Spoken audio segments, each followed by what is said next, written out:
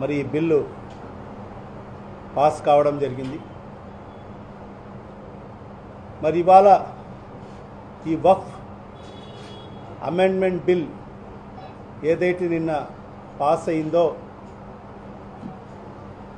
అది అన్కాన్స్టిట్యూషనల్ అని చెప్పి కూడా తెలియజేసుకుంటున్నాం. రాజ్యాంగ వ్యతిరేక బిల్ అని చెప్పి కూడా తెలియపరుచుకుంటున్నాం ఈ రాష్ట్ర ప్రజలకందరికీ.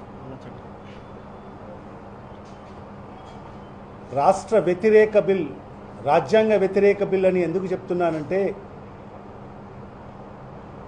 మన భారతదేశం బాబాసాహెబ్ అంబేద్కర్ గారు రచించిన రాజ్యాంగం పైన నడుస్తుంది.